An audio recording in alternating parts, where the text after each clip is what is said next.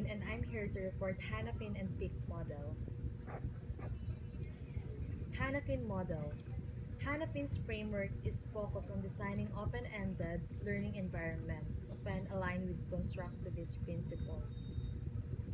Ang modelong Hanapin daw ay nakatuon sa paggawa ng mga learning environment na bukas at nagbibigay daan sa mga mag-aaral na mag-explore at matuto sa sarili nilang paraan. Hanapin model. Number 1, Hanapin model, open learning environments. Hanapin's framework is focused on designing open-ended learning environments often aligned with constructivist principles. Enabling context, real-world, authentic contexts that promote exploration and learner engagement.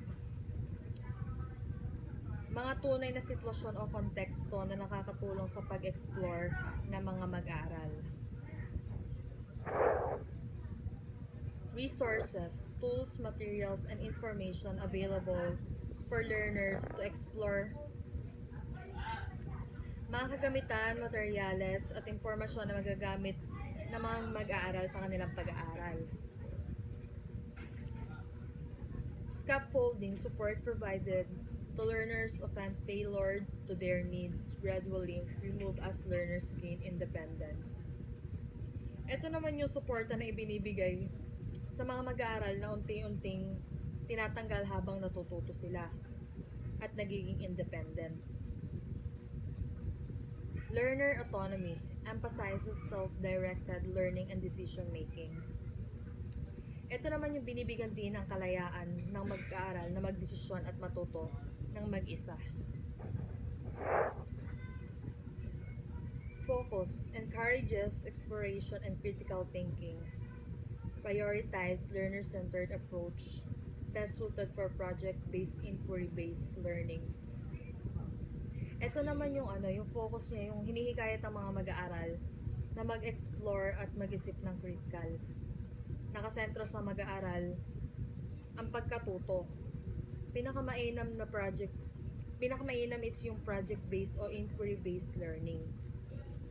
Strengths promotes higher order thinking skills, flexible, adaptable to various learning styles and needs. Ito naman yung nakakatulong sa pagpapalakas ng pag-iisip at kasanayan sa paggawa ng desisyon. Flexible at angkop sa iba't ibang estilo ng pagkatuto.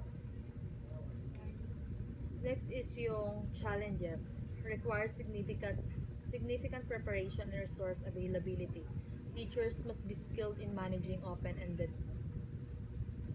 Ito naman yung nangangailangan ng masusing paghanda at sapat na mga resources.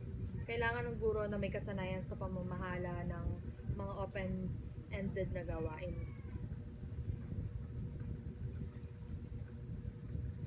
PIC model. The PIC model focuses on pedagogical, ethical, accessible, curriculum-driven, and knowledgeable practices for integrating technology in education. Ang PIC model naman ay nakatuon sa tamang paggamit ng technology sa education, lalo na sa mga aspeto ng pedagogy, ethical, accessibility, curriculum at pagiging handa ng mga guro. Key components, pedagogical, ensures technology supports effective teaching and learning strategies. Ito naman yung tinitiyak na yung teknolohiya ay ginagamit para sa epektibong pagtuturo at pagkatuto.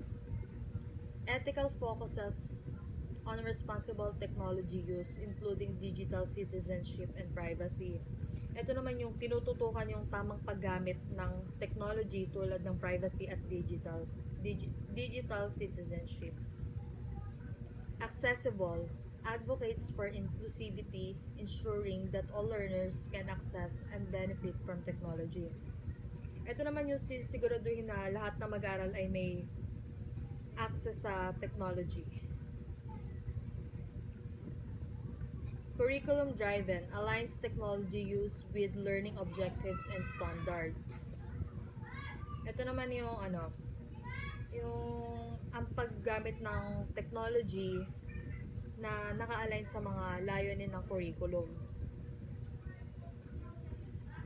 Knowledgeable, encourage educators to stay informed about emerging technologies and practices.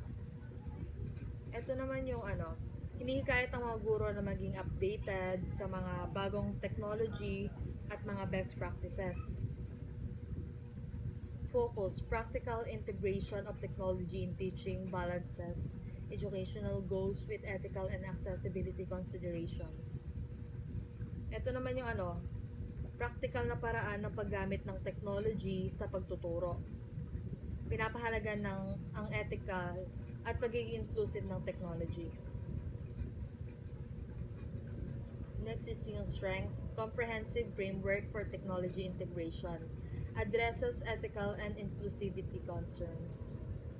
Ito naman yung comprehensive ang framework para sa technology sa education, binibigyan ng pansin ang ethical at accessibility ng aspeto. Conclusion. Hanapin's model is ideal for fostering exploratory inquiry-based learning in flexible environments. The PIC model is more prescriptive, offering a structured approach to integrating technology into teaching with an emphasis on ethical and accessible practices. Choosing between these models depends on the educational context, learning objectives, and the balance between learner autonomy and structured guidance. Sinasabi naman dito sa conclusion is ang modelong hanapin daw ay mainam para sa mga open-ended at inquiry-based learning na binibigyan din ng kalayaan na mag-aaral at mag-isip ng critical na pag-iisip. Ang PIC model ay mas nakatuon sa tamang paggamit ng technology sa education at tinitiyak na ito ay ethical at accessible sa lahat. Ang pagpili sa pagitan ng dalawang modelong ito ay nakadepende sa uri ng edukasyon at layunin ng pagkatuto. Thanks for listening.